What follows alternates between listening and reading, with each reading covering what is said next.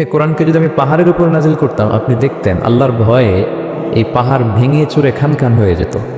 এটা এত বড় ভার একটা বাণী কোরআন আল করিম, পাহাড় ভেঙে যেত। পাহাড় কি চারটেখানে কথা? সুবিশাল পাহাড় আল্লাহ তাআলা পৃথিবীতে সৃষ্টি করে রেখেছেন। আপনারা আলাস্কা পর্বতমালার নাম শুনেছেন? Alaska range, located in USA. যুক্তরাষ্ট্রে একটা মাউন্টেন রেঞ্জ আছে, এটা 600 মাইল লং। 600 মাইল, পুরোটাই পাহাড়।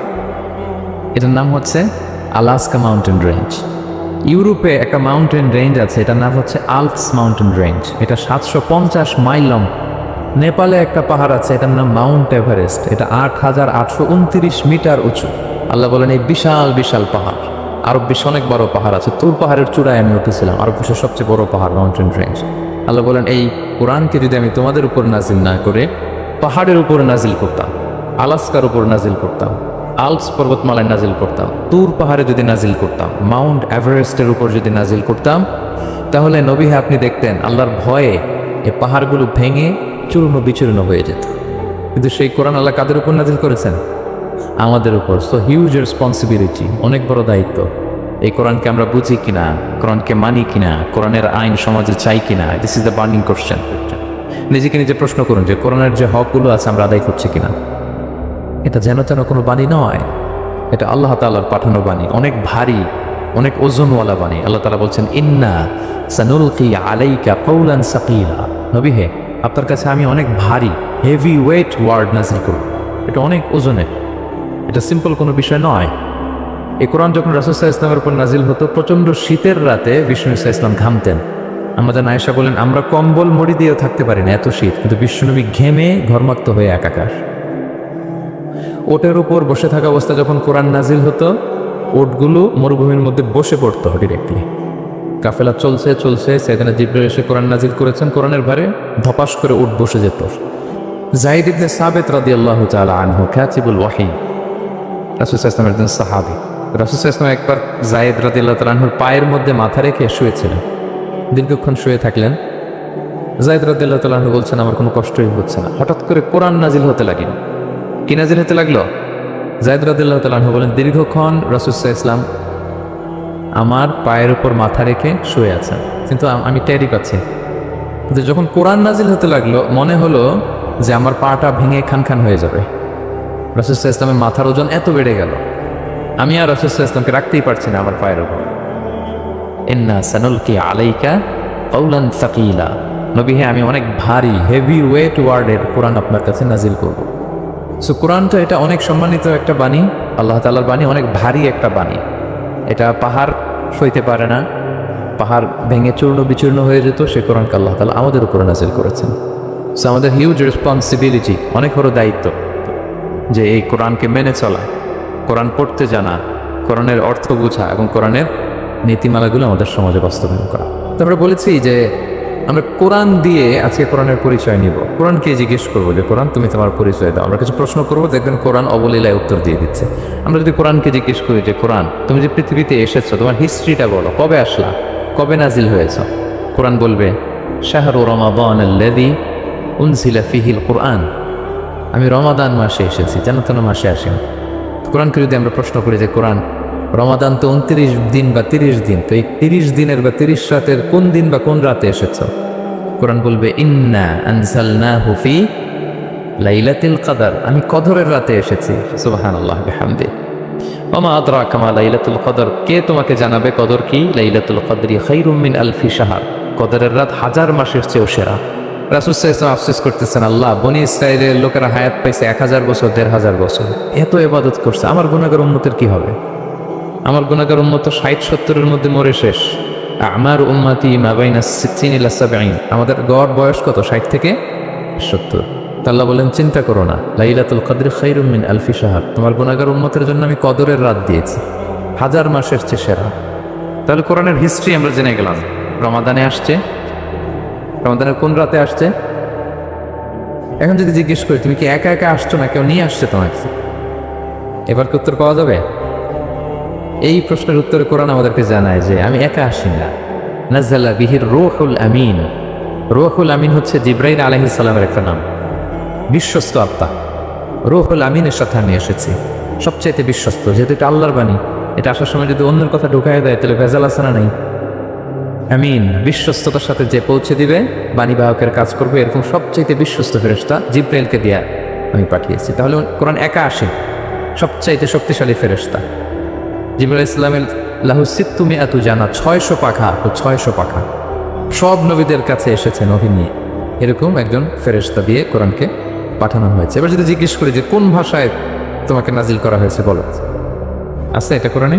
কোরআন আমাদেরকে জানাচ্ছে ইন্না আনসালনাহু কুরআনান আরাবিয়ান লাআল্লাকুম তাআকিলুন, নিশ্চয়ই আমি কোরআনকে আরবি ভাষায় নাজিল করেছি যাতে তোমরা বোঝো। সুস্পষ্ট আরবি ভাষায় এই কোরআনকে আল্লাহ তাআলা নাজিল করেছেন।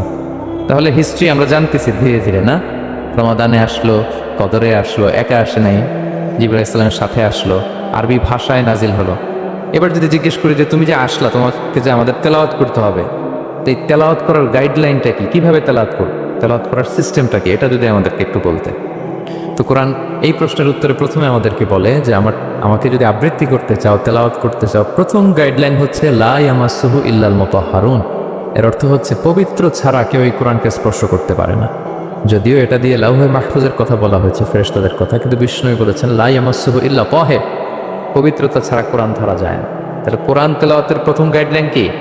পবিত্রতা। অজু করতে হবে, ডোন্ট টাচ মি উইদাউট অ্যাব্লুশন। কোরআন আপনাকে অর্ডার করবে অজু ছাড়া আমাকে টাচ করা যাবে না। আচ্ছা, অজু করলেন, তারপরে কি শুরু করে দিতে পারবেন?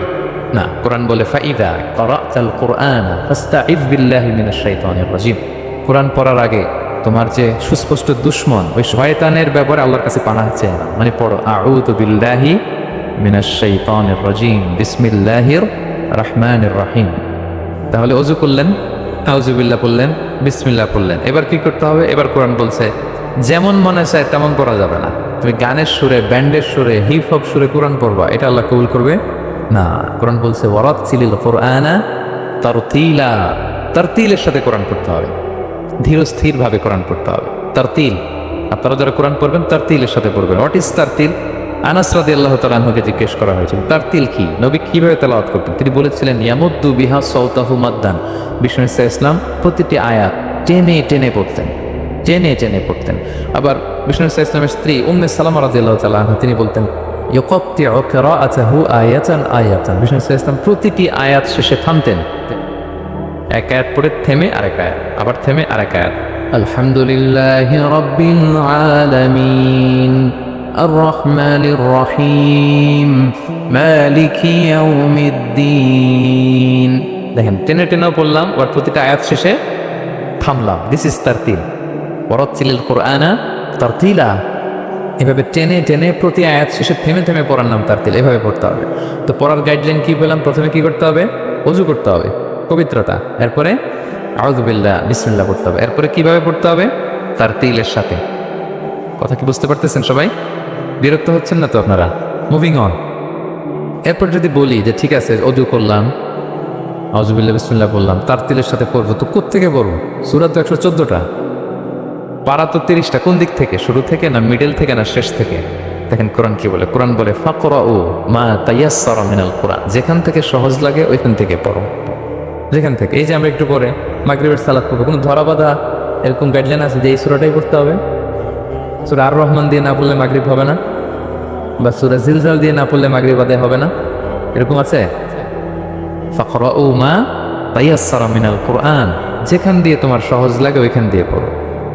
শুধু বড় এক আয়াত বা ছোট 3 আয়াত এই পরিমাণ হলেই হবে, যেখান থেকে মনে চায়, যে কোনো পারা, যে কোনো সূরা। আলহামদুলিল্লাহ বলে। বিশেষ করে ফজরের নামাজে বিষ্ণু ইসলাম লম্বা কেরাত পড়তেন, কারণ ফজরের কোরআন তেলাওয়াতটাতে স্পেশালি সাক্ষী রাখা হয়। আল্লাহ তাআলা বলছেন আকিমিস সালাতা লিদুলুকিশ শামসি ইলা গাসাকিল লাইলি ওয়া কুরআনাল ফাজর ইন্না কুরআনাল ফাজরি কানা মাশহুদা। সূর্য যখন ডুবে তখন থেকে রাত পর্যন্ত সালাত কায়েম করো, বিশেষ করে ফজরের সালাত। এ সময় ফেরেশতারা আসে, এটা সাক্ষী থেকে যায়। আমরা ফজরের সময় যেন লম্বা চূড়া তেলাওয়াত করি, ফজরের 2 রাকাতে আমরা লম্বা তেলাওয়াত করি। এবার কোরআনকে যদি জিজ্ঞেস করি যে কোরআন তোমার পৃথিবীতে যে এসছো, তোমার অবজেক্টিভটা কি, নাজিলের উদ্দেশ্য কি, কি উদ্দেশ্যে আল্লাহ তাআলা পাঠিয়েছেন? কোরআন আমাদেরকে জানাচ্ছে আলিফ লাম রা কিতাবুন আনজালনাহু ইলাইকা লিতুখরিজান নাসা মিনাজ যুলুমাতি ইলান নূর। এই কোরআনকে আমি নাজিল করেছি যাতে অন্ধকারচ্ছন্ন মানুষগুলোকে নবী হে আপনি আলোর দিকে নিয়ে যেতে পারেন। I have revealed this holy book to you in order to lead the mankind out of darkness into the light. কোরআন আমাদেরকে আলোর দিকে নেয়। কিসের দিকে নেয়? আলোর পথ দেখায়, মুক্তির পথ দেখায়। তো মুক্তির জন্য আমি এই কোরআনকে পাঠিয়েছি। এবং কোরআন পাঠিয়ে আল্লাহ তাআলা গোটা বিশ্ববাসীকে চ্যালেঞ্জ করেছেন যে পারলে এরকম আর একটা কোরআন বের করে আন, লিখে আন। পারবে নাকি গোটা বিশ্বের সবাই মিলে? আমরা যখন বই লিখি, বইয়ের ভূমিকাতে লিখি যে মানবিক দুর্বলতার কারণে বা আমার জ্ঞানের কমতির কারণে কিছু ভুল হতে পারে বা টাইপো মিস্টেক হতে পারে। কেউ যদি আমাদের ভুলগুলো ধরিয়ে দেন আমরা শুদ্ধ করে নেব। প্রত্যেক লেখক লেখে যে আমার 3টা বই বেরোয়েছে, আমি এটা লিখছি শেষে, যে কিছু টাইপো মিস্টেক হতে পারে বা আমার ভুল হতে পারে, জানালে আমি পরবর্তী সংস্করণে কি করব? শুধরে নেব। কিন্তু কোরআন ব্যতিক্রম। সব লেখক বলে ভুল থাকলে বইলাম, কোরআন বলে পারলে ভুল খুঁজে বের করো। কোরআন শুরুতেই বলতেছে যালিকাল কিতাব লা রাইবা ফি, this is the book, the most authentic and original book in the world, whereof there is no doubt in it, এর মধ্যে কোনো সন্দেহের অবকাশ নাই, পারলে ভুল খুঁজে বের করে দেখাও। তার মানে গোটা বিশ্ববাসীকে আল্লাহ তাআলা চ্যালেঞ্জ ছুড়ে দিয়েছেন। চ্যালেঞ্জ দিয়ে বলেছেন ওয়া ইন কুনতুম ফি রাইবিম মিম্মা নাযালনা আলা আবদিনা ফাতু বিসূরাতিন মিন মিসলি ওয়াদউ শুহাদাআকুম মিন দুনিল্লাহি ইন কুনতুম সাদিকিন। যদি মনে করো যে কোরআন বিশ্বনবী বানিয়েছে, যদি সন্দেহ করো আমার বান্দা মুহাম্মদের উপর যে কোরআন নাজিল করেছে এটা যদি তার বানানো মনে করো, পারলে আরেকটা বানায় নিয়ে আসো। পারে নাই। পৃথিবীর সবচাইতে বড় বড় সাহিত্যিক পণ্ডিত ছিল তখনকার সময়ে মক্কায়, পারে নাই তারা অনেক চেষ্টা করে যেই কথা বলছে ওটা কোরআনের পক্ষেই চলে আসছে। একজন অনেক ট্রাই করতেছে যে কোরআনের সবচেয়ে ছোট সূরার মতো একটা লাইন সে বানাতে পারে কিনা। সবচেয়ে ছোট সূরা কোনটা? কাউসার। তো সে পড়তেছে ইন্না আ'তাইনা কাল কাউসার ফাসাল্লি রাব্বিকা ওয়ানহার ইন্না শানিআকা ওয়াল আবতার। এরপরে মিলায় এক লাইন বানাইছে যে লাইসা হাযা মিন কালামিল বাশার। অর্থ হয়ে গেছে অন্যরকম। এটার অর্থ হচ্ছে এটা কোনো মানুষের কথা নয়। ইন্না আ'তাইনা কাল কাউসার ফাসাল্লি লিরাব্বিকা ওয়ানহার ইন্না শানিআকা ওয়াল আবতার। সে মিলায় বানাইছে এক লাইন, সেটা হচ্ছে লাইসা হাযা মিন কালামিল বাশার। এটা কোনো বাশার, মানুষের লেখা হতে পারে না। আল্লাহু আকবার। তো আল্লাহ তাআলা চ্যালেঞ্জ দিয়ে বলেছেন শুধু তোমরা না, পারলে জিনদের সাথে একটা কনফারেন্স করো। কুল্লা ইন ইজতামাআতিল ইনসু ওয়াল জিন্নু আলা আন ইয়াতু বিমিসলি হাযাল কুরআন লা ইয়াতুনা বিমিসলিহি ওয়ালাউ কানা বা'দুকুম লিবা'দিন যাহিরা। আল্লাহ বলতেছে চ্যালেঞ্জ, গোটা বিশ্ববাসীর জন্য চ্যালেঞ্জ। শুধু তোমরা না, জিনদেরকেও ডাকো একটা কনফারেন্সে। কারণ দুইটা, ম্যানকাইন্ড আর জিনকাইন্ড। শুধু মানুষকে না, আমি জিনকেও চ্যালেঞ্জ দিলাম, সবাই মিলে যদি পারো কোরআনের মতো একটা বই নিয়ে আসো। পারবে? পারবে না। গোটা বিশ্ববাসী এই চ্যালেঞ্জের কাছে হার মেনেছে। এবং আল্লাহ বলেছেন এটা আমি নাজিল করেছি, এটা হেফাজতের দায়িত্ব আমি নিয়েছি। ইন্না নাহনু নাযালনা যিকরা ওয়া ইন্না লাহু লাহাফিজুন। এই কোরআনকে নাজিল করেছে কে? আবার এটা হেফাজতের দায়িত্ব নিয়েছে কে? আল্লাহ তাআলা নিয়েছে। কোরআনের সবগুলো প্রিন্টেড কপি যদি আমরা আগুন দিয়ে জ্বালায় দিই তাহলে তো আর কোরআন থাকবে না পৃথিবীতে, না? আমরা আমাদের তাকরিম সালেহ আহমদ তাকরিমের মতো 10 জন ওয়ার্ল্ড ক্লাসের হাফেজদের বসাইলেই উইদিন 3 days আমি আরেকটা কপি বানিয়ে ফেলতে পারবো। কি বলেন, পারা যাবে না? গোটা বিশ্বে আমাদের যে হাফাজ, এদের মধ্যে ওয়ার্ল্ড ক্লাস যে হাফেজ এরকম 10 জন লাগবে শুধু আমার। গিভ মি জাস্ট 3 days, আমরা আরেকটা কোরআন বের করে ফেলতে পারবো। কারণ আমরা শুধু কোরআন লিখে রাখি না, এই সিনার ভিতরে খোদাই করে রাখি, ঠিক কিনা? এবং হাফেজের কোরআনের সংখ্যা পৃথিবীতে বাড়ছে। পৃথিবীতে কোন দেশে সবচেয়ে বেশি হাফেজ জানেন আপনারা? না, বাংলাদেশে না। ইজিপ্ট র্যাঙ্কিংয়ে আছে, কিন্তু সবচেয়ে বেশি হাফেজ হচ্ছে লিবিয়াতে। লিবিয়াতে প্রত্যেক 3 জনে একজন হাফেজ। মোট জনসংখ্যা 70 লাখ, হাফেজ আছে 23 লাখ।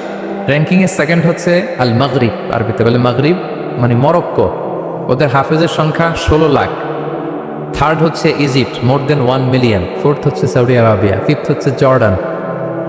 কোটি কোটি হাফেজ আছে আমাদের গোটা বিশ্বে। আমাদের সবগুলো কোরআনের প্রিন্টেড কপি জ্বালিয়ে দিলেও কোরআন আবার নিয়ে আসতে আমাদের কয়েকদিনের ব্যাপার। আলহামদুলিল্লাহ বলবেন না? এই কোরআনের ভিতরে আল্লাহ তাআলা শিফা রেখেছেন রহমত। আল্লাহ বলেন ওয়ানুনাজ্জিলু মিনাল কুরআনি মা হুয়া শিফাউন ওয়া রাহমাতুল লিল মুমিনিন ওয়া লা ইয়াজিদুয যালিমিনা ইল্লা খাসারা। আমি এই কোরআনের ভিতরে শিফা রেখে দিয়েছি, রহমত রেখে দিয়েছি। সূরাতুল ফাতিহাকে বলা হয় সূরাতুশ শিফা। অসুস্থ ব্যক্তির গায়ে আপনি ফু দিতে দেরি, সুস্থ হতে দেরি হয় না। কিন্তু ওই ইমানটা থাকতে হবে। ওই ইমান নিয়ে, ওই আমল নিয়ে যদি আপনি রিসাইট করে ফু দেন, আল্লাহ তাআলা সুস্থ করে দেবেন। এবং এই কোরআন আপনাকে বিপদ থেকে উদ্ধার করতে পারে, কারণ কোরআন আল্লাহর সিফাত। এটা আল্লাহর একটা সিফাত। এটা পরে আপনি আল্লাহর কাছে দোয়া করলে আপনাকে বিপদ থেকে উদ্ধার করবে। আল্লাহ তাআলা বলছেন, ওয়াইদা ক্বারাআতাল কুরআনা জাআলনা বাইনাকা ওয়া বাইনাল্লাযীনা লা ইউমিনুনা বিল আখিরাতি হিজাবাম মাসতুরা। নবী হে, আপনি যখন কোরআন তেলাওয়াত করেন তখন আপনার আর কাফেরদের মাঝে আমি পর্দা ঢেলে দেই। পর্দা, কাফেররা আপনারা দেখে না। সুবহানাল্লাহ। সূরা লাহাব যখন নাজিল হলো, তাব্বাত ইয়াদা আবি লাহাবি ওয়া তাব, ধ্বংস হোক নিপাত যাক আবু লাহাবের 2 হাত। আবু লাহাব কে ছিল বলেন তো? বিশ্বনবীর চাচা। তো এই আয়াত যখন নাজিল হলো, চাচার বদনাম যখন এই আয়াতে আসলো, চাচি উম্মে জামিল খুব রেগে গেল। সে যখন নমুসলিমদের কাছে শুনতে আরম্ভ করলো, কি আমার স্বামীর ব্যাপারে কটূক্তি, আজকে মোহাম্মদের খবর আছে, আতাইনা ওয়া আবাইনা ওয়া আমরাহু কালাইনা, আজকে মোহাম্মদের একদিন আর আমার একদিন, একটা স্পরস্পর করে ছাড়বো। রেগে মেগে, যাত্রের মহিলা ছিলেন, আসতেছে। তো বিষ্ণু ইসলাম কাবা ঘরের পাশে আবু বকর রাদিয়াল্লাহু তাআলা আনহুকে নিয়ে বসা। তো আবু বকর রাদিয়াল্লাহু তাআলা আনহু এই দৃশ্য দেখে বললেন, ইয়া রাসূলুল্লাহ, আপনি এখান থেকে চলে যান, উম্মে জামিল এসে আক্রমণ করবে আপনার উপর। আল্লাহ রাসূল বললেন, আবু বকর তুমি ভয় পেও না, আমি জাস্ট একটু কোরআন তেলাওয়াত করবো, এরপরে কি হয় দেখো। বিষ্ণু ইসলাম কোরআন তেলাওয়াত করতে লাগলেন। আর রেগে মেগে আগুন হয়ে উম্মে জামিল আসছে, এসে আবু বকরকে বলতেছে, এই আবু বকর, তোমার বন্ধু মোহাম্মদ কোথায় বলো। পাশেই কিন্তু বিষ্ণুনবী বসা, কিন্তু সে চোখে দেখেন। সুবহানাল্লাহ বিহামদি, জাআলনা বাইনাকা ওয়া বাইনাল্লাযীনা লা ইউমিনুনা বিল আখিরাতি হিজাবাম মাসতুরা। নবী, আপনি যখন কোরআন পড়েন কাফেরদের আর আপনার মাঝে আমি কি এঁটে দেই? পর্দা এঁটে দেই, ওরা দেখে না। আপনি বিপদে পড়ছেন, আপনি কোরআন পড়েন, আপনার শত্রু আপনাকে দেখবে না। হিজরতের রাতে বিষ্ণু ইসলাম আবু বকর রাদিয়াল্লাহু তাআলা আনহুকে নিয়ে গারে সাউরে আশ্রয় নিলেন। মক্কার কুরাইশরা খুঁজতে আবু বকর রাদিয়াল্লাহু তাআলা তো ভয়ে তটস্থ, যে কি না কি হয়ে যায়। আবু বকর রাদিয়াল্লাহু তাআলা আনহু বললেন যে আমি অবাক, আমার পাশ দিয়ে হেঁটে যায় ওরা, কিন্তু আমাদেরকে দেখে না। ইমাম আল কুরতুবী, তিনি মনসুর দুর্গে বন্দী ছিলেন, জালিমের বন্দিশালায়। উনি জেলখানা ভেঙে পালাতে লাগলেন। পালাতে সৈনিকরা টের পেয়ে গেল, খুঁজতেছে ওনাকে। খুঁজতে ধরার জন্য উনি এক পাহাড়ের চিপায় যে আশ্রয় নিলেন আর সূরা ইয়াসিন তেলাওয়াত করতে লাগলেন। তো ওরা খুঁজতে পায় না, কিন্তু উনি পাশেই, চোখে দেখে না।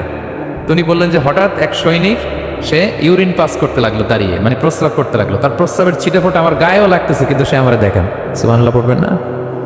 জাআলনা বাইনাকা ওয়া বাইনাল্লাযীনা লা ইউমিনুনা বিল আখিরাতি হিজাবাম মাসতুরা। নবী হে, যখন কোরআন করবেন আপনার আর কাফেরের মাঝে আমি কি এঁটে দেই? পর্দা এঁটে দেই। আমি নিজেও এটার অনেক প্রমাণ পেয়েছি। আমি বাংলাদেশের একটা জেলা, চাঁদপুরের এদিকে একটা এলাকায় আমার একটা তাফসীর প্রোগ্রাম ছিল। তো একটা সময় আমি খুব প্রত্যন্ত অঞ্চল চলে যেতাম, রিমোট এরিয়ায়, বিল একটা গ্রাম। দাওয়াত করছে, আমি চলে যেতাম, কোরআনের কথা আমার পৌঁছাইতে হবে সব জায়গায়। তো মাহফিল শেষে রাত 2টার দিকে আমরা ফিরতেছি, বিল কিছু গুচ্ছ গ্রাম। হঠাৎ একটা মোড়, ওই মোড়ের ওইখানে দেখে একটা গাছপালা আছে। এর মানে হচ্ছে আশেপাশে ডাকাত আছে। ওখানে ডাকাতি এরকম হয় আর কি, বিল এরিয়াতে গাছ ফেলে রাখেন। তো গাছ থাকলে তো আর কোনো সিএনজি প্রাইভেট কিছুই যাবে না। তাই বুঝতে পারলাম যে এটা তো ডাকাতের কাজ। আমি সূরা ইয়াসিন তেলাওয়াত শুরু করেছিলাম। বিপদে পড়লে সূরা ইয়াসিনের প্রথম 9 আয়াত, এই 9 আয়াত পড়তে আরম্ভ করলাম। ড্রাইভারকে বললাম একটু করে পেছাবে। তো টর্চ মারতেছে বিল থেকে, মানে ওরা তো ওখানে উৎপেতে আছে। আমি পড়তেছি, কিছুক্ষণ পরে ডাকাত নিজে এসে গাছ সরাই দিয়ে বলতেছে যান। মানে ও কি করবে ও নিজেও বুঝতেছে না। ও যে কি করবে, ও কি করতে হবে, ওটা মানে বুদ্ধিজ্ঞান সে হারাই ফেলছে। সে শুধু গাছটা সরালো, বলতেছে যান, এই চলে গেলাম। মানে এটা আমার নিজের প্রমাণ, হয়তো কোথাও বলি নাই, আজকে প্রসঙ্গক্রমে বলা হয়ে গেল। তো এরকম বিপদে পড়লে সূরা ইয়াসিনের প্রথম কয় আয়াত পড়বেন আপনারা। জাআলনা বাইনাকা ওয়া বাইনাল্লাযীনা লা ইউমিনুনা বিল আখিরাতি হিজাবাম মাসতুরা। আপনার আর আপনার শত্রুদের মাঝে কি হয়ে যাবে? পর্দা পড়ে যাবে, দেখবেই না আপনাকে। অনেক চেষ্টা করেছিল মক্কায় কুরাইশরা রাসূল ইসলামের এই কোরআনে বাধা দিতে, যাতে এই কোরআনের কথা শুনতে না পারে। কারণ যারাই বিষ্ণুনবীর কণ্ঠের তেলাওয়াত শুনতো, এরাই মুগ্ধ হয়ে কালেমা পড়ে মুসলমান হয়ে যেত। তারা ডিস্টার্ব করতো কোরআনের মাহফিলে। وقال الذين كفروا لا تسمعوا لهذا القرآن والغوا فيه لعلكم تغلبون। তারা বলতো যে মুহাম্মদের কণ্ঠের কোরআন তোমরা শুনবে না, বরং ডিস্টার্ব করবে। কি করবে? তো আবু জাহেল যখন ঘোষণা দিল, তখন বিষ্ণুনবী তেলাওয়াত করলে ওরা শীষ দিত, হুইসেল বাজাতো, মুকাআউ ওয়া তাসদিয়া, হুইসেল বাজাতো আর হাততালি দিত এরকম। তো হাততালি দিয়ে যাতে বিষ্ণুনবীর সাউন্ডটা অন্যরা না শোনে, বিষ্ণুনবীর চারদিকে ঘিরে হুইসেল মারতো আর হাততালি দিত, ডিস্টার্ব করতো যাতে না শোনে। কিন্তু এই কোরআনের বাণীটা কার? এই বাণী কি হুইসেল দিয়ে আটকানো যায়?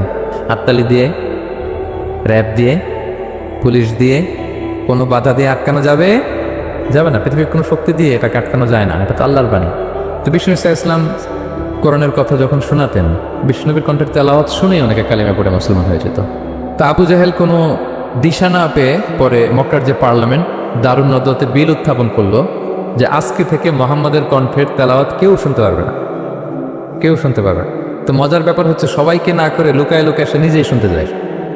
কারণ সে তো আরব হওয়ার ফলে কোরআনের যে ভাষা শৈলী, যে প্রাঞ্জল বাক্যবিন্যাস, শব্দের বুনন, এটা শুনে সে অবাক হয়ে যায় যে এত সুন্দর বাক্যবিন্যাস কিভাবে হতে পারে। তো সবাইকে দিনের বেলা নিষেধ করে, রাত্রিবেলা বিষ্ণু ইসলাম রিভাইজ করতেন, লুকায় লুকায় আমার ঘরের পিছনে যে শুনতো। শুধু সেই না, তার ডান হাত বা হাত Walid ibn Mughira, Utba ibn Utba Saiba, Utba ibn Mughira, Saiba ibn মুগীরা, Walid ibn মুগীরা, এরা সবাই কি করতো? লুকিয়ে লুকিয়ে কোরআন শুনতো। পরে বিষ্ণুনবী যখন ঘুমের প্রস্তুতি নিতেন সব ফিরে আসতো, ফিরে আসার সময় সবার দেখা হয়ে যেত, তারা লজ্জিত হতো। সবাই বলতো আবু জাহেল ঘটনা কি, দিনের বেলা তুমি শুনতে নিষেধ করো, রাতে তো তুমিই চলে আসো। তো সে বললো আজকে কঠিন দারুন নাদওয়ার পার্লামেন্টে বিল পাস করবো, যে এমনটা করবে এই শাস্তি মাথার চুল কামিয়ে মক্কার বাজারে ঘোরানো হবে। তো এই বিল যেদিন পাশ হয়েছে, আবু জাহেল ওই দিন নিশ্চিত ভাবতেছে আজকে যে বিল পাস করছে কেউ তো যাবে না, আমি একটু যাই। মানে আজকে যে কঠিন শাস্তির ঘোষণা দিয়েছে, আজকে কেউ এই স্পর্ধা দেখাবে না। মোহাম্মদ তো তেলাওয়াত শুরু করে দিয়েছে, কি যে মধুর বাণী, যায় একটু শুনে আসি। ওয়ালিদ ইবনে মুগীরারও একই প্লাই যে আজকে আবু জাহেল যে টাইট দিছে কেউ যাবে না, আমি একটু যাই। তো এভাবে সবাই লুকিয়ে লুকিয়ে বিষ্ণুনবীর ওখানে যে হাজির, মন্ত্রমুগ্ধ তেলাওয়াত শুনছে। বিষ্ণুনবীর তেলাওয়াত শেষ, ফিরে যখন আসতেছে, ফিরে আসার রাস্তায় আবার দেখা হয়ে গেছে। তো এভাবে তারা কোরআনকে বাধা দিতে যেয়ে বারবার নিজেরা লজ্জিত হতো। এবং হজের মৌসুমে যখন ভিন দেশ থেকে লোকেরা আসতো, মক্কার যে এন্ট্রিগুলো আছে আবু জাহেল লোক বসিয়ে রাখতো, বলতো যে সবাইকে বলবা এখানে একটা উন্মাদ লোক আছে, বীর বীর করে কি যেন বলে, নাম তার মোহাম্মদ। তোমরা হজ করতে আসো, হজ করো, জমজমের পানি খাও, সাফা মারওয়ায় দৌড়াও, কিন্তু এই মোহাম্মদের কাছেও যাওয়া, গেলেই পাগল হয়ে যাও। মানুষের একটা অভ্যাস আছে, আল ইনসানু হারিসুন আলা মা মুনিয়া, মানুষের যেটা করতে না বলা হয় বেশি, মানুষ এটা করে বেশি। তো রাসূল মোহাম্মদের কথা কিন্তু ভিনদেশীরা জানতোই না। মোহাম্মদের কাছে যেও না যখন বলছে, সবাই মনে মনে প্ল্যান করে নিছে, আর যাই করি আর না করি মোহাম্মদের দিকে যাইতে হবে।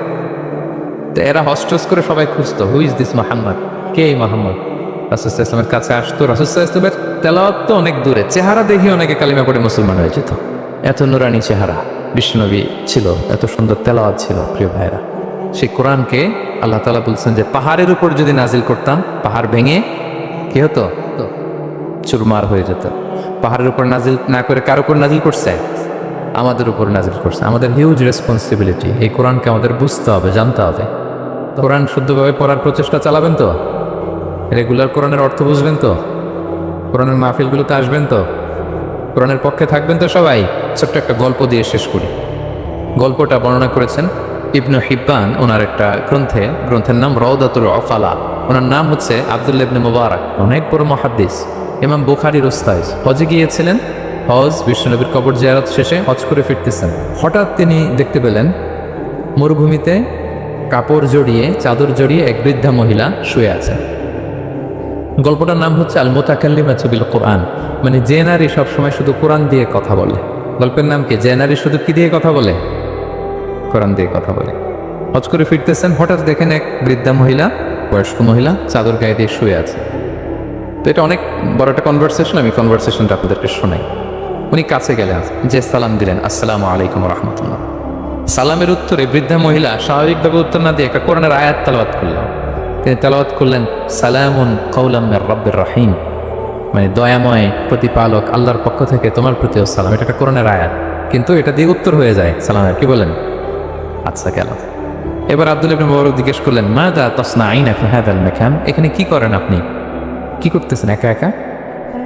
এই প্রশ্নের উত্তরও ভদ্রমহিলা একটা কোরআনের আয়াত তেলাওয়াত করে দিলেন। উনি তেলাওয়াত করলেন, ওয়ামাই ইউদ্লিল ফালা হাদিয়া লাহ, মানে আল্লাহ যার পথ ভুলায় দেয় তার পথ দেখানোর কেউ নেই। মানে বুঝাইতে চাইলেন আমি পথ হারাই ফেলছি। কি বুঝাইতে চাইলেন? পথ হারাই ফেলছি, মানে উনি এমনভাবে কোরআনের আয়াত চুজ করে যাতে উত্তর হয়ে যায়।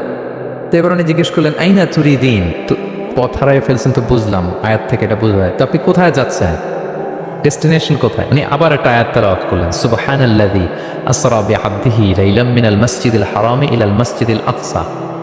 রাসূল সাল্লাল্লাহু আলাইহি ওয়াসাল্লাম মেরাজের আগে যে ইসরা হয়েছিল, মসজিদুল হারাম থেকে মসজিদুল আকসা রাসূল সাল্লাল্লাহু আলাইহি ওয়াসাল্লাম কাল্লা নিয়েছিলেন, এটা তেলাওয়াত করলেন। তো বুঝাতে চাইলেন আমি আপনার মতো হজে আসছিলাম মসজিদুল হারামে, আর যাচ্ছি মসজিদুল আকসা, মানে ফিলিস্তিন আমার বাড়ি। মসজিদুল আকসা কোন দেশে?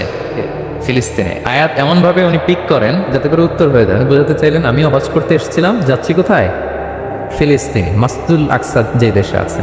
তো উনিও বুঝে গেলেন যে তাহলে আপনি মসজিদুল আকসায় যাচ্ছেন। এবার জিজ্ঞেস করলেন আনতুম মুনযু কাম ফি হাযাল মাকান, তো এখানে একা একা পড়ে আছেন কয়দিন? আবার কোরআনের আয়াত সালাসা লায়ালিন সাবিয়া, টানা 3 দিন 3 রাত এখানে আছে, এটা কোরআনের আয়াত। আবার জিজ্ঞেস করলেন উনি মা আরা মা আখি তো আমান তাকুলিন, তো একা যে পড়ে আছেন আবার 3 দিন, তো আপনি খাচ্ছেন কি? বেঁচে আছেন কি খাচ্ছেন? ভদ্রমহিলা আবার একটা আয়াত তেলাওয়াত করে দিলেন। তিনি পড়লেন হুয়া ইউতঈমুনি ওয়া ইউসকিন, ইব্রাহিম আলাইহিস সালামের কথা, যে ওই আল্লাহ তাআলাই আমারে খাওয়ায়, আল্লাহই আমাকে পান করায়। আল্লাহ তাআলা ব্যবস্থা করেছেন আমার। তো এইবার উনি অবাক হচ্ছেন, আমি এত বড় মুহাদ্দিস আব্দুল্লাহ ইবনে মুবারক ইমাম বুখারীর উস্তাদ, আমি স্বাভাবিকভাবে কথা বলি আর যাই প্রশ্ন করি একটা আয়াত তেলাওয়াত করে দেয় আর ওটা দিয়ে উত্তর হয়ে যায়।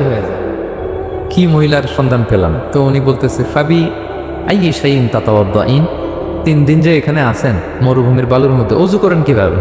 উনি আবার একটা আয়াত তেলাওয়াত করলেন ফা ইন লাম তাজিদু মাআন ফাতায়াম্মামু সাঈদান তাইয়িবা। আল্লাহ আয়াতে বলেছেন যদি তোমরা পানি না পাও পবিত্র মাটি দিয়ে তায়াম্মুম করে নিও। তো বুঝাতে চাইলেন পানি নাই তো কি হয়েছে, বালু তো আমি তায়াম্মুম করে নামাজ পড়ি। আল্লাহু আকবার। এবার উনি বললেন ইন্না মাইয়া তাআমান আলা তাকুলিন, আমার ব্যাগে তো কিছু খাবার আছে, আপনি কিছু খাবেন? আবার কোরআনের আয়াত সুম্মা আতিম্মুস সিয়ামা ইলাল লাইল, আল্লাহ এক আয়াতে বলেছেন তোমরা রোজা ফজর থেকে শুরু করে সন্ধ্যা পর্যন্ত পূর্ণ করো। তো বুঝালেন আমি রোজা রাখছি। কি বুঝালেন? রোজা রেখেছে। এবার উনি একটু মাসালা খাটাইতে চাইলেন, ভাবলেন যে বুড়ি তুমি আমার সাথে শুধু কোরআন দিয়ে উত্তর দিচ্ছ, দাঁড়াও তোমাকে আমি আটকাইতেছি। উনি মাসালা খাটাইলেন যে ফাকুলতু লাহা লাইসা হাদা শাহরু রমাদান, তো রোজা রাখছেন মানে এটা তো রমজান মাস না, হজ করে ফিরতেছি আমরা জিল হজ মাসের শেষের দিক, কিসের রোজা? ওই মহিলা আবার একটা আয়াত তেলাওয়াত করলেন যে ওমান তাতাওয়া খায়রান ফা ইন্নাল্লাহা শাকিরুন আলিম, আমি রমজানের ফরজ রোজা তো রাখিনি, এখন আমি নফল রোজা রেখেছি। আয়াতের অর্থ হচ্ছে তোমরা নফল যা করো এগুলোর প্রতিদান আল্লাহ তোমাদের বুঝিয়ে দেবে। রমজান না ঠিক আছে জিল হজ, কিন্তু আমি কি রোজা রেখেছি?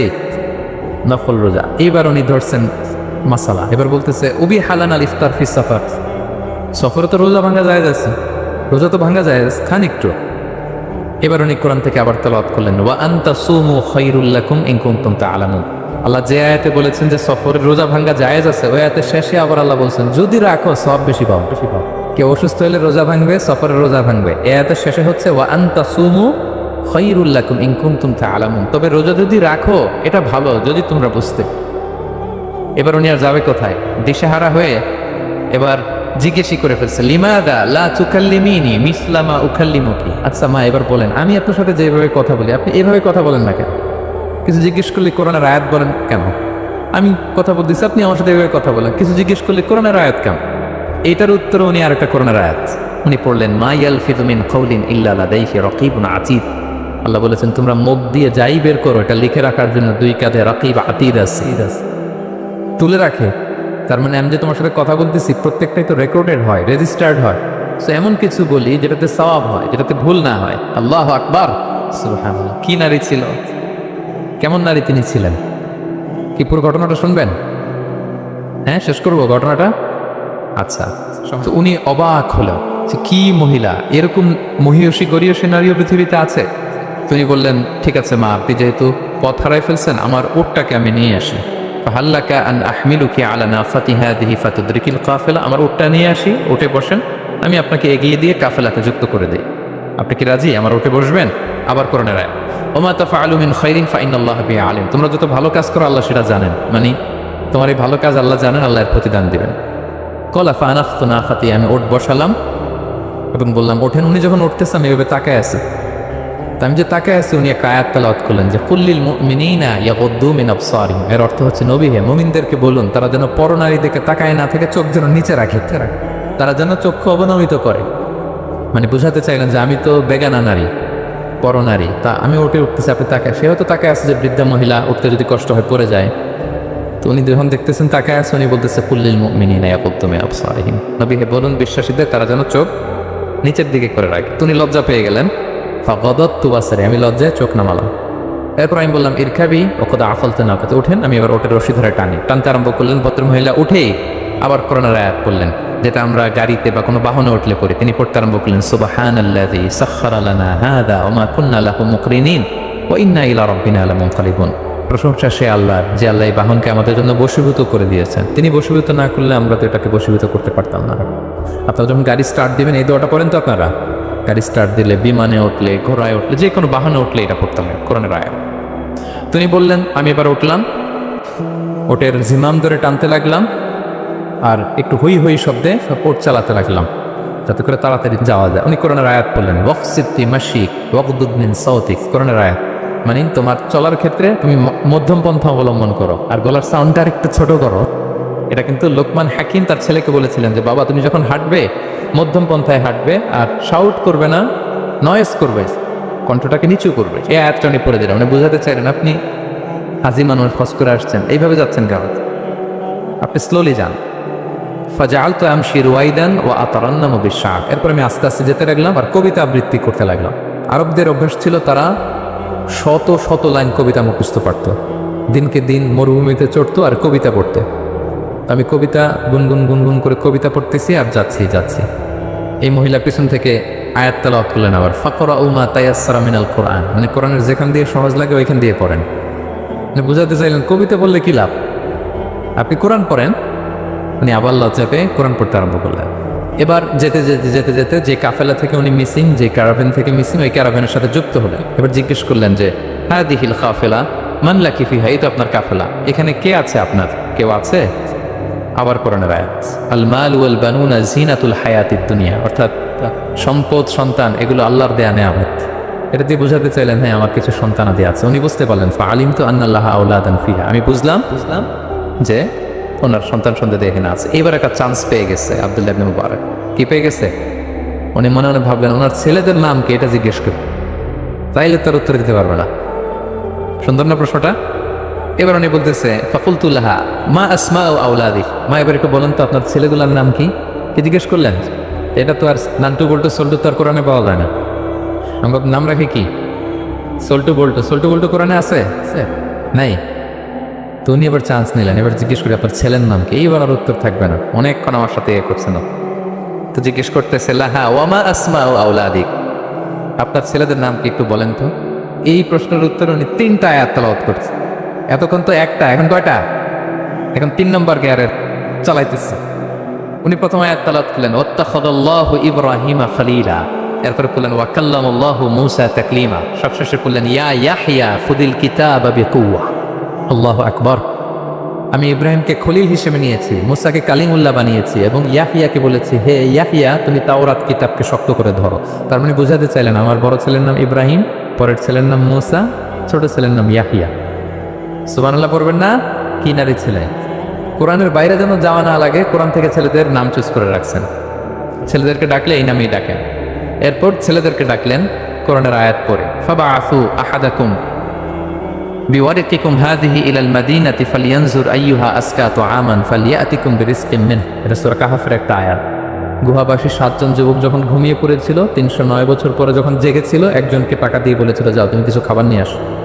এই আয়াত বুঝাইয়া তিনি ছেলেদের বুঝাইলেন যে মেহমান আসছে, কিছু নিয়ে আসো খাবার, আপনারা খাওয়াইতে হবে। আমি অনেক হেল্প করছে আমার কাছে। তো ছেলেরা খাবার নিয়ে আসলো।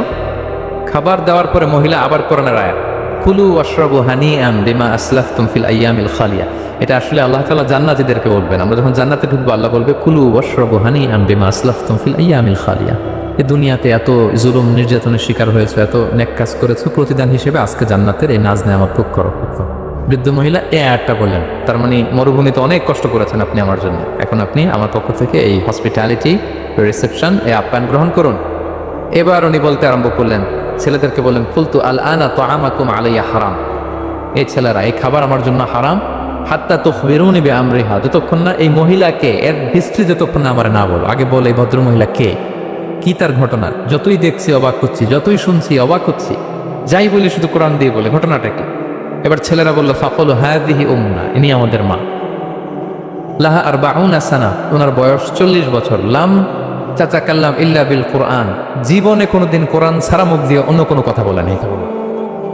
মাখাফাতা আন তাযিল্লা ফায়াসখাতা আলাইহির রহমান, এই ভয়ে যে কোন কথায় আল্লাহ আবার নারাজ হয়ে যায়, আমার কোন কথায় আবার কোন ভুল হয়ে যায়, আমার কোন কথায় আবার রহমান আমার উপর নারাজ হয়ে যায়। এজন্য আমরা আমাদের জন্মের পরে জীবনে আমার মাকে কোরআন ছাড়া কোনো কথা বলতে শুনিনি।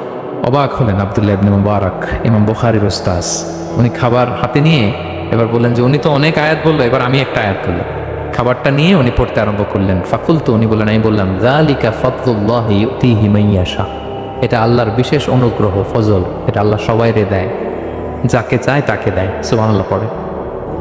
এটা আল্লাহর বিশেষ অনুগ্রহ, তিনি সবাইকে দান করে না, যাকে চান তাকে দেন। তোমাদের মা অনেক মহিয়সী গরিয়সী একজন মাতা তোমরা পেয়েছে। এই হচ্ছে ঘটনাটা। আল মুতাকাল্লিমাতু বিল কোরআন, যে নারী তার জীবনের পুরো সময়টা শুধু কোরআন দিয়ে কনভারসেশন করেছেন, কথা বলেছেন। যেই প্রশ্নে তাকে করা হয় কোরআন থেকে বলতে আমি, কারণ আল্লাহ বলেছেন মা ফাররাতনা ফিল কিতাবি মিন শাই, এই কিতাবে আমি কোনো কিছু বাকি রাখি নাই। মানব কল্যাণের, মানব প্রয়োজনীয়, হিউম্যান ডিমান্ড যা দরকার সব আল্লাহ বলে দিয়েছেন। তিবিয়ানাল লিকুল্লি শাই, সবকিছুর সুস্পষ্ট ব্যাখ্যাই কোরআনে আছে। আল্লাহ বলেন লাউ আনসালনা হাদাল কুরআনা আলা জাবাল লারাআইতাহু খাশিআম মুতাসাদ্দিআম মিন খাশিয়াতিল্লাহ, এই কোরআনকে আমি পাহাড়ে নাজিল করলে পাহাড় চূর্ণ বিচূর্ণ হয়ে যেত। আলাস্কা মাউন্টেন রেঞ্জ, আলপস পর্বতমালা, মাউন্টেন এভারেস্ট ভেঙে চুরে খানখান হয়ে যেত। সে কোরআনকে আল্লাহ তাআলা আমাদের উপর নাজিল করেছে। আমাদের রেসপন্সিবিলিটি অনেক বেশি। আজকে আমি কতগুলো কোরআনের আয়াত তেলাওয়াত করছি, কেউ কি গুনতে পারবেন? শত শত কোরআনের আয়াত তেলাওয়াত করেছি, কারণ কোরআন নিজেই নিজের পরিচয় দিতে সক্ষম, কারো লাগে না। কোরআন নিজেই বলতে পারে, যেই প্রশ্ন আপনি ছুড়ে দিবেন কোরআন নিজেই আনসার করে দিবেন, নিজেই আপনাকে অ্যাড্রেস করবে, নিজেই আপনার সমাধান হাজির করবে। সো এই মহাবিশ্বয় মহাগ্রন্থ আল কোরআনকে আল্লাহ তাআলা এই মাসে নাজিল করেছেন, যে মাস আমরা কাটাচ্ছি। আল্লাহ বলেন শাহরু রমাদান আল্লাযী উনজিলা ফীহিল কোরআন, এই রমাদান মাসে আমি এই কোরআনকে নাজিল করেছি। কোরআন নাজিলের মাস। আজকের এই কায়েত ফাউন্ডেশন ইফতার প্রোগ্রাম তখনই সার্থক হবে যখন আমরা নিজেদের সাথে নিজেরা এই কমিটমেন্ট করবো, এই প্রত্যয় ব্যক্ত করবো যে আমি কোরআন শুদ্ধভাবে পড়তে চাই, এই কোরআনকে আমি বুঝতে চাই, এই কোরআনকে আমি হৃদয়ে ধারণ করতে চাই, আমি তাদাব্বুরে কোরআন করতে চাই। কোরআনে কি মেসেজ আল্লাহ দিল এটা আমি জানতে চাই। কি ভাইয়েরা, আমরা জানতে চাই কি চাই না? যারা আমরা কোরআন শুদ্ধ করে পড়তে পারি না, আমরা যেন তার তীরের সাথে তাজবিদের সাথে কোরআন তেলাওয়াতটা শিখে নিই। রাজি আছেন তো? যে যে এলাকায় থাকেন ওই এলাকার সুরাউতে, ওই এলাকার ইমাম সাহেবের সাথে একটা ছোট্ট গ্রুপ করে আপনারা কোরআন শিক্ষার আসর করবেন। সন্ধ্যাকালীন কোরআন শিক্ষার আসর, বয়স্কদের কোরআন শিক্ষার আসর। লজ্জা নেই, বাঁচতে হলে জানতে হবে, বাঁচতে হলে জানতে হবে। যারা শুদ্ধ করে পড়তে জানি তারা যেন নিয়মিত কোরআনের অর্থ পড়ি। এখন অনেক কোরআনের অ্যাপস পাওয়া যায়, আপনি অর্থ পাবেন, তাফসির পাবেন, অ্যাক্সেসটা অনেক সহজ হয়ে গেছে, বড্ড সহজ। No excuse will be granted that day. সেদিন কোনো অজুহাত আপনি দিতে পারবেন না আল্লাহর কাছে যে আল্লাহ এই কারণে পারিনি। আল্লাহ বলবে মালয়েশিয়া এসে তো ভাসামলাইও শিখে হয়েছে, তো ভাসামলাইও পারো, কোরআন পারো না কেন? IELTS করে ইংরেজিতে পটু, ইংরেজি পারো, আরবি পারো না কেন? সব পারো, এটা পারো না কেন? কোনো এক্সকিউজ আল্লাহ গ্রহণ করবেন না। আমাদেরকে কোরআন বুঝতে হবে, আমাদেরকে কোরআন জানতে হবে। কোরআনকে আল্লাহ তাআলা সহজ করেছেন। আল্লাহ বলেছেন ওয়ালাকাদ ইয়াসসারনাল কুরআনা লিযিকর ফাহাল মিন মুদ্দাকির, কে আছে কোরআন শিখবে? কোরআনকে আমি সহজ করেছি। সো আমরা যেন কোরআন শিখি, কোরআনের অনুবাদ পড়ি, কোরআনের তাফসির করি। আল্লাহ তাআলা আমাদের যে মেসেজ বা বার্তা দিতে চেয়েছেন সেটা যেন আমরা হৃদয়ঙ্গম করি। আল্লাহ তাআলা বলেন আফালা ইয়াতাদাব্বারুনাল কুরআন আম আলা কুলুবিন আকফালুহা, ওরা কি কোরআন নিয়ে তাদাব্বুর করবে না, চিন্তা গবেষণা করবে না, একটু চিন্তাশীল হবে না, নাকি ওদের অন্তরের মধ্যে তালায় ঝং ধরে গিয়েছে? সো আমাদের এই দীর্ঘদিনের জং ধরে যাওয়া তালা খোলার জন্য আল্লাহ তাআলা রিমাইন্ডার হিসেবে রমাদান আমাদেরকে পাঠিয়েছেন, কোরআনের মাস। আমরা যেন কোরআনের মাসে কোরআনের সাথে নিজেদের সম্পর্ক গড়ে তুলি, আমরা যেন কোরআনময় করে তুলি আমাদের এবারের রমাদান। Maintaining good relation with blood relatives, রক্তের আত্মীয়দের সাথে সুসম্পর্ক রাখা। রক্তের সম্পর্ক আমাদের কিন্তু এটাতে অনেকের গাফলতি আছে। রক্তের আত্মীয়, ভাইয়ের সাথে ভাই কথা বলে না, অনেক বছর হয়ে গেল। বাংলাদেশ তো এগুলো নাই, তাই না? এই জন্যই তো আমরা এগুলো রিমাইন্ডার দিচ্ছি আপনাদেরকে, যাতে আমরা শুধরে যাই, যাতে ভালো হয়ে যাই, ঠিক কিনা? রক্তের আত্মীয়দের সাথে সুসম্পর্ক রাখতে হবে, খোঁজখবর নিতে হবে, ওদের বাড়িতে যেতে হবে, মাঝে মাঝে পারলে কিছু হাদিয়া দিতে হবে, বিপদে একটু দাঁড়াতে হবে পাশে। জীবনে বরকত দিবে কে? রাসূলুল্লাহ সাল্লাল্লাহু আলাইহি ওয়াসাল্লাম বলেছেন মান আহাব্বা আইয়ুবসাতা লাহু ফি রিজকি ওয়া ইউনসা লাহু ফি আসারি ফালইয়াসিল রাহিমা, যে চায় তার রিজিকে বরকত হোক, যে চায় তার হায়াতে বরকত হোক, সেজন্য তার আত্মীয়তার সম্পর্ককে বজায় রাখি।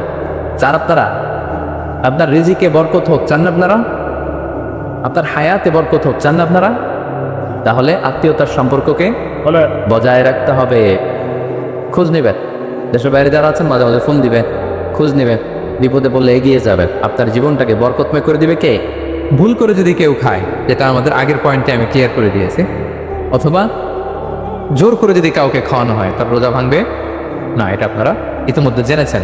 একটা হাদিস শুনে সহিহ বুখারী, রাসূল সাল্লাল্লাহু আলাইহি ওয়াসাল্লাম বলেছেন, মান নাসিয়া ওয়া হুয়া সাইম ফাআকালা আও শারিবা, রোজা অবস্থায় কেউ যদি ভুল করে খেয়ে ফেলে, ফালিউতিম্মা সাওমা, সেজন্য তার রোজা পূর্ণ করে, তার রোজা ভেঙে গেছে মনে করে সেজন্য খাওয়া শুরু না করে, সেজন্য রোজা পূর্ণ করে। কারণ ফাইন্নামা আতআমাহুল্লাহু ওয়া সাফা, কারণ আল্লাহই তাকে খাইয়েছে, আল্লাহই তাকে পানি দিয়েছে।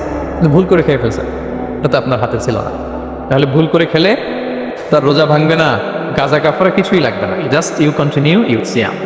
2 নম্বর হচ্ছে, এটা বিবাহিতদের জন্য, যেহেতু মোস্ট অফ দ্য অডিয়েন্স আর 18+, কোনো অসুবিধা নেই। আর ইসলামে কথাগুলো আসলে বাঁচতে হলে জানতে হবে। সেটা হচ্ছে, আমরা শুনেছি যে বিবাহিতরা ফিজিক্যাল ইন্টারকোর্স যদি করে, দেহ থেকে সিমেন আউট হলে রোজা ভেঙে যায়, কিন্তু স্বাভাবিক মেলামেশার সাথে রোজা ভাঙে না। কিস করা, হাগ করা হাজব্যান্ড ওয়াইফের মধ্যে, এই যে সখ্যতা, এই ব্যাপারগুলো যদি দিনের বেলায় ঘটে, এতে রোজা ভাঙে না। ব্যাপারটা বুঝতে পেরেছেন না সবাই? একটা দলিল শোনেন। আমাদের আয়েশা রাদিয়াল্লাহু তাআলা আনহা বলেন, কারণ নবী সাল্লাল্লাহু আলাইহি ওয়াসাল্লাম ইয়াতাব্বিলু ওয়া হুয়া সাইম, রমাদানের রোজা অবস্থায় তিনি আমাদেরকে কিস করতেন, ওয়া ইউবাশিরু, আমাদেরকে হাগ করতেন, ওয়া হুয়া সাইম, রোজা অবস্থায়। এতে রোজার কোনো সমস্যা হতো না। তবে এটা রিকমেন্ডেড না, স্বামী স্ত্রীর একান্ত মেলামেশা দিনের বেলা রিকমেন্ডেড না, কারণ এটা থেকে সে সেক্সুয়ালি এক্সাইটমেন্টের দিকে চলে যেতে পারে। ফলে ভুল করে সে এমন কাজ করে ফেলতে পারে যেটাতে তার রোজাটাই ভেঙে যাবে। আর ইচ্ছা করে রোজা ভাঙলে কি করতে হয়? কাজাও কাফারাও, খবর আছে না? সেজন্য এটা খেয়াল রাখতে হবে। 3 নাম্বার, এটাকে আরবিতে বলে আল ইহতিলাম, ওয়েট ড্রিম, বাংলায় বলে স্বপ্ন দোষ। ঘুমের মধ্যে এমন কিছু দেখলেন, ফলে আপনার সিমেন আউট হলো, আপনার রোজা ভাঙবে না, কারণ এটা কি ইচ্ছা করে করছেন আপনি? এটা কার হাতে? আল্লাহ। এতে রোজা ভাঙে না। শুধু আপনি ঘুম থেকে উঠে ফরজ গোসলটা করে নিলে। প্রিয় ভাইরা, মুসলিম কমিউনিটির ভাইরা, কথা কি বুঝতে পারতেছেন? আচ্ছা, 4 নাম্বার হচ্ছে ব্লাড টেস্ট। অনেকে বলে যে হুজুর ব্লাড টেস্ট করা যাবে কিনা রমাদানে? ব্লাড টেস্ট করা যাচ্ছে। ব্লাড টেস্ট করলে রোজা ভাঙে না। এটা খুবই জরুরি একটা মাসালা, প্রায় আমাদের লাগে। 1-2 সিরিঞ্জ ব্লাড নিলে ভাঙে না। তবে যদি অনেক বেশি অ্যামাউন্টের ব্লাড নেয়, এতে যদি আপনি ক্লান্ত হয়ে পড়েন, সেক্ষেত্রে আপনি রোজা ভাঙতে পারবেন, পরে কাজা করলে হবে। 5 নাম্বার হচ্ছে অনিচ্ছাকৃত বমি। এটা আমি আগেও ক্লিয়ার করেছি যে ইচ্ছাকৃত বমি করলে রোজা ভাঙে, কিন্তু অনিচ্ছাকৃত যদি বমি চলে আসছে, ভমিটিং হচ্ছে, আমার রোজা ভাঙবে। 6 নম্বরে নোজ ব্লিডিং, নাক দিয়ে অনেকে রক্ত পড়ে না? নাক দিয়ে রক্ত ঝরলে মানুষের রোজা ভাঙে, আনলেস যদি অনেক বেশি অ্যামাউন্টের হয়, আপনি ক্লান্ত হয়ে পড়েন, তখন তো আপনি রোজা ভাঙতে পারেন। 7 নাম্বার, রোজা রেখে দাঁত ফেলতে পারবো কিনা? জি, রোজা রেখে আপনি আপনার দাঁতকে রিমুভ করতে পারবেন, খুব বেশি যাতে রক্ত বের না হয় সেটা আপনি খেয়াল রাখবেন। দাঁত ছেলে যে রক্ত বেরোয়, এতে রোজা ভাঙে না। 8 নম্বর পয়েন্টটা খুবই গুরুত্বপূর্ণ, এটা খেয়াল করে শুনতে হবে। কান দুইটা খরগোশের কানের মতো খাড়া করে শোনেন, খুব মনোযোগ দিয়ে। 8 নম্বরটা হচ্ছে ইনজেকশন। রোজা রেখে ইনজেকশন দেওয়া যাবে। কিছু কিছু ইনজেকশন দেওয়া যাবে, কিছু কিছু দেওয়া যাবে। কোনগুলো দেওয়া যাবে না? এনার্জেটিক ইনজেকশন দেওয়া যাবে, যে ইনজেকশনে ফুড সাপ্লিমেন্টারি আছে, যেটার মধ্যে নিউট্রিশন ভ্যালু আছে, এই ইনজেকশনগুলো দেওয়া যাবে না। এমনও ইনজেকশন আছে যেটা দিলে 7 দিন আপনার খাওয়া লাগবে না, একেবারে তরতাজা, এরকম ইনজেকশন দেওয়া যাবে। তো আপনি সিস্টেম করে খাইলেন, কেমন জানো, তাই না? আপনি অন্য ওয়েতে দেহে এনার্জি ইনপুট করলেন, এটা করলে রোজা ভেঙে যাবে। তাহলে food supplementary injection, nutrition value আছে এরকম injection, energetic injection, energy boost up করে এরকম ইনজেকশন দিলে রোজা ভেঙে যায়, এগুলো দেওয়া যাবে না। কিন্তু পেইন কিলার যে ইনজেকশনগুলো আছে, এটা দিতে পারবেন। পেইন কিলার ইনজেকশন দিতে পারবেন, অ্যান্টিবায়োটিক ইনজেকশন দিতে পারবেন, অ্যানেস্থেটিক ইনজেকশন দিতে পারবেন, এই জাতীয় মেডিকেশন ইনজেকশনগুলো দিতে পারবেন। কোভিডের যে ইনজেকশন, এগুলো আপনি দিতে পারবেন। এগুলোতে রোজা ভাঙে না, কারণ এগুলোতে আপনার স্টোমাকে কিছু পৌঁছেও না, আপনাকে শক্তিবর্ধক কিছু দেহে প্রবেশও করাচ্ছে না, আপনার এনার্জিও বাড়ে না, আপনার এনার্জি বাড়ে না, আপনার নিউট্রিশন ভ্যালু অ্যাড হয় না, আপনার স্টোমাকে কিছু পৌঁছে না, এই জাতীয় সব ইনজেকশন দেওয়া যায়। ইনজেকশন পয়েন্টটা ক্লিয়ার? 9 নম্বরে কিছু কমন ব্যাপার আছে। এই কমন জিনিসগুলো আমাদের মনের মধ্যে প্রায় প্রশ্ন জায়গায়, যেগুলো করা যাবে কি যাবে না, এগুলো ক্লিয়ার করি। এর মধ্যে 1 নম্বর হচ্ছে টুথপেস্ট। রোজা রেখে টুথপেস্ট দিয়ে ব্রাশ করা যাবে কিনা বলেন, যাবে কি যাবে না? যাবে, কে কে হাত তুলুন তো দেখি। মাত্র 1 জন, 2 জন, 3 জন, 4 জন, 5 জন, 6 জনের দল বাড়ি হচ্ছে আস্তে আস্তে। হ্যাঁ, টুথপেস্ট দিয়ে ব্রাশ করা যাবে কি যাবে না? যাবে মাত্র 5 জন। আর যাবে না কয়জন দেখি? যাবে না, অনেকে যাবে না। অনেকে হাত তুলে নেই, ভাবছে কোন জায়গায় হাত তুলে কোন বিপদে পড়ি, চুপচাপ দেখি যে কোনটা দিতে। যাবে না? যাবে না, দল ভারী না? যাবে? এই সুন্দর বলছে, যাবে, কিন্তু না করাই ভালো। হ্যাঁ, যাবে। টুথপেস্ট দিয়ে ব্রাশ করলে রোজা ভাঙে না, তবে যদি খুব স্ট্রং টুথপেস্ট হয়, এগুলো ব্যবহার না করা ভালো। দিনের বেলায় মেসওয়াক করা যায়। হ্যাঁ, মেসওয়াক করলে ওইটা সবচেয়ে সেফ। তবে যদি আপনি টুথপেস্ট দিয়ে ব্রাশ করেন, আপনার রোজা ভাঙবে না ইনশাল্লাহ। কেউ কেউ মাকরু বলেছেন, কিন্তু আপনার রোজা ভাঙবে না। মাউথ ওয়াশ সেম, যাবে, কিন্তু রেকমেন্ডেড না। হ্যাঁ, গার্গেল করতে গেলে আবার ভিতরে চলে যাবে। সিম্পলি কুলি করা যাবে, কিন্তু আপনার রোজা ভাঙার। কিন্তু দিনের বেলায় আমরা টুথপেস্ট, মাউথ ওয়াশ এগুলো ইউজ না করে কোনটা সাজেস্ট করি? কোনটা? মেসওয়াক করেন তো আপনারা? রাসূল সাল্লাল্লাহু আলাইহি ওয়াসাল্লাম বলেছেন, আমার উম্মতের জন্য যদি কষ্ট না হয়ে যেত, আমি প্রত্যেক নামাজের আগে মেসওয়াক করা ফরজ করে দিয়ে যেতাম। কষ্ট হয়ে যাবে, পকেট নিয়ে নিয়ে মেসওয়াক দিতে হবে। এবং রাসূল সাল্লাল্লাহু আলাইহি ওয়াসাল্লাম মৃত্যুর আগে ওনার হাতে যে জিনিসটা রেখে উনি শেষ নিঃশ্বাস ত্যাগ করেছেন সেটা হচ্ছে মেসওয়াক। উনি অত্যন্ত অসুস্থ, প্রচণ্ড জ্বরে কাতরাচ্ছেন। তখন দেখলেন যে ওনার শ্যালক আব্দুর রহমান রাদিয়াল্লাহু তাআলা আনহু উনি মেসওয়াক করতেছেন, তো উনি ফেল করে তাকায় আছেন, বলতেও পারতেছেন না আমাকে চাও।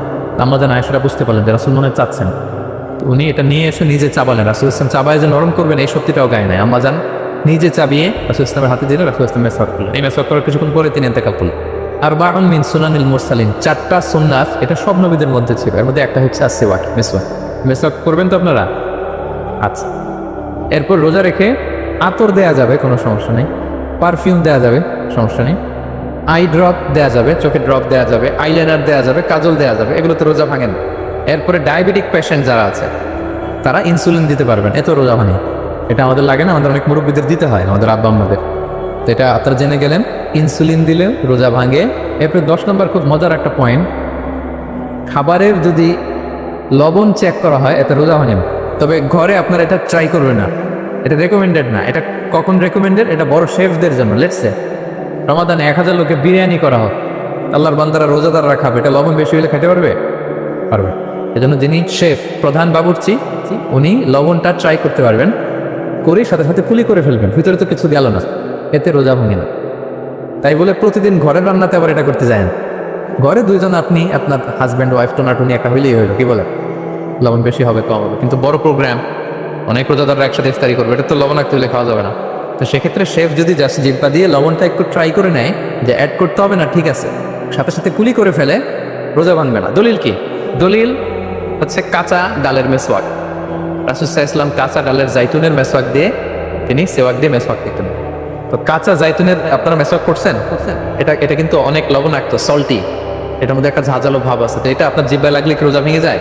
এবং আপনি যদি সমুদ্র অঞ্চলে সফর করেন, সমুদ্রে লেটসে 1 মাসের, আমাদের এই যে বাংলাদেশে তো এখন এই কি বলে প্রায় 7 লক্ষ টাকা করে দিচ্ছে আমাদের হাজিদের জন্য, হজ করতে হলে প্রায় 7 লক্ষ টাকা লাগবে। তো এরকম ঘোষণাও দেখলাম যে নেক্সট ইয়ার থেকে সমুদ্র পথে যাওয়া যাবে কম খরচে। তো কেউ যদি এমন হয় সমুদ্রের সফরে দীর্ঘ সময়, আপনি অজু করবেন কি দিয়ে? সাগরের পানি দিয়ে। তো সাগরের পানি কেমন? সাগরের পানি দিয়ে আপনার কুলি করতে হবে না, মাঝ মজা করবেন না। তো আপনার কি রমজানে যদি কুলি করেন আপনার রোজা ভেঙে যাবে? যাবে না। তো এ থেকে স্কলাররা দলিল নিয়েছেন যে এরকম জরুরি প্রয়োজন হলে আপনি খাবারের স্বাদটা, লবণটা দেখতে পারবেন, সাথে সাথে কুলি করে ফেলবেন, এতে আপনার রোজা ভাঙবে না ইনশাআল্লাহ বের হবে। অনেকে প্রশ্ন করে এনজিওগ্রাম করা যাবে কিনা? এনজিওগ্রাম এগুলো করা যায়, এই যে হার্টের পেশেন্টদের জন্য এখান থেকে একটা এই ক্যাসেটটা ঢুকায়, যদি এটার মধ্যে ওষুধ লাগানো থাকে, যেটা হার্টের দিকে যায়, এটা স্টোমাকে যায় না, এগুলো করা যাবে। তাহলে এই বিষয়গুলো অলমোস্ট মুত্তাফাক আলাই, মানে সর্বসম্মতিক্রমে, এতে আপনার রোজা ভাঙবে না ইনশাআল্লাহ বের হবে। এই পয়েন্টটা ক্লিয়ার না? ক্লিয়ার। এবার কিছু ডিসপিউটেড মাসআলা আছে, মানে যেগুলোর ব্যাপারে ইখতিলাফ আছে, কোনো স্কলারদের মধ্যে ভাঙবে না, এটা আমি একটু ক্লিয়ার করি। এর মধ্যে 1 নম্বর হচ্ছে ইনহেলার। অ্যাজমার পেশেন্ট যারা আছে, অ্যাজমা অনেকের দেয়া লাগে না ইনহেলার? ইনহেলার যদি পাফার ইনহেলার হয়, পাফার ইনহেলার যেটা দিয়ে শুধু বাতাস যায়, অক্সিজেন যায়, এটা রোজা ভাঙে না। এটা কি করে না? রোজা ভাঙে না। পাফার ইনহেলার যেটা দিয়ে অক্সিজেন পাস করে, রোজা ভাঙবে না। কিন্তু যদি ভ্যাপোরাইজেশন হয়, অথবা একটা আছে DPI, dry powder inhaler, punch করলে একটা পাউডার সহ ভিতরে যায়, অ্যাজমাটা কমায় দেয়, ওই পাউডার দিয়ে করলে কিন্তু রোজা ভেঙে যাবে। ভ্যাপোরাইজেশন হলে বা ডিপিআই ইনহেলার হলে আপনার রোজা ভেঙে যাবে। ইনহেলার ক্লিয়ার তো সবার কাছে? আচ্ছা, এরপরে যাই সামনে। সাপোসিটরি বুঝেন তো না? ডুশ বলে, প্রচন্ড জ্বর কমে না, তখন ডাক্তার বলে যে পাইকতে, অ্যানাল পিল বলে এগুলোকে, পাইকতে এটাকে ইনপুট দিতে হয়। এই সাপোসিটরি এটা একটা ডিসপিউটেড মাসালা। হানাফি স্কুল অফ থটে রোজা ভেঙে যায়। আমরা যেহেতু বেশিরভাগ হানাফি স্কুল ফলো করি, হানাফি মাযহাব, তো আমরা এটাই সাজেস্ট করি সাপোসিটরি না দেওয়া। তবে অন্যান্য স্কলারদের মতে রোজা ভাঙবে না, বিশেষ করে ইবনে তাইমিয়া আলাইহি রাহমার মতে রোজা ভাঙবে না। এখানে প্রসঙ্গ যেটা হচ্ছে, সাপোসিটরি সাধারণত দিতে হয় ইমার্জেন্সি পিরিয়ড, কি বলেন? জ্বর আর কমে না, কঠিন অবস্থা, তো ওই অবস্থায় তো রোজা এমনি ভাঙা যায়। প্রচন্ড অসুস্থ হলে ভাঙা যায় না রোজা? ভাঙা যায়। তো আপনি রোজা ভাঙবেন, পরে কাজা করে ফেলবেন, সাপোসিটরি দিবেন, অসুবিধা নেই। এয়ার ড্রপ, কানের যে ড্রপ আছে, এটার মডার্ন স্কলারদের মতে যে ফিক একাডেমিগুলো আছে এদের মতো রোজা ভাঙবে না, কিন্তু হানাফি স্কলারদের মতো রোজা ভেঙে যাবে। তো আমরা সাজেস্ট করি এটা আপনি না দেন, আগে পরে দেন। 3 নাম্বার, হার্টের পেশেন্টদের একটা ওষুধ দিতে হয়, এটাকে নাইট্রোগ্লিসারিন ট্যাবলেট বলে, জিব্বার নিচে দেয়, দেওয়ার সাথে সাথে বডি এটা অ্যাবজর্ব করে ফেলে, ওষুধটা আর থাকে না জিব্বার নিচে। জিব্বার নিচে এটাকে প্লেস করলে সাথে সাথে এটা বডি অ্যাবজর্ব করে, এখানে আবার পাম্প শুরু হয়ে যায়। তো হার্ট অ্যাটাক করলে এটা দেয়। আধুনিক যে ফিক একাডেমিগুলো আছে তাদের মতে রোজা ভাঙবে না, কিন্তু হানাফি স্কুল অফ থটে তাদের মতে যেহেতু সম্ভাবনা আছে কিছু চলে যেতে পারে, যদিও যায় না, হানাফি মাযহাব হচ্ছে খুব ইহতিয়াত অবলম্বন করে, অত্যন্ত বেশি সাবধানতা অবলম্বন করে। কিন্তু মডার্ন ফিক একাডেমিগুলো তাদের মতে হার্ট পেশেন্টদের জন্য নাইট্রোগ্লিসারিন ট্যাবলেট যদি জিব্বার নিচে রাখেন রোজা ভাঙবে। হিজামা, কাপিং, হিজামা চিনেন তো? হিজামা করছেন কেউ এখানে? আপনি করছেন, আর কেউ? অনেকে করছে দেখি মাশাআল্লাহ। এটা এখন অনেক পপুলার হচ্ছে, রাসূল সাল্লাল্লাহু আলাইহি ওয়াসাল্লাম কিন্তু করতেন। এখন দেখবেন যে অনেক বড় বড় সেলিব্রিটিরা, অ্যাথলেটরাও করে। এরকম কাপিংয়ের টিউব আছে, পিঠে একটু কেটে ওটাকে লাগাই দেয়, আস্তে করে এই রক্তগুলো বের করে ফেলে, ব্যথা ট্যাথা পেন টেন এগুলো কমে যায়। এখন কিন্তু এটার অনেক প্রচলন পেয়েছে। হানাফি স্কুল অফ থট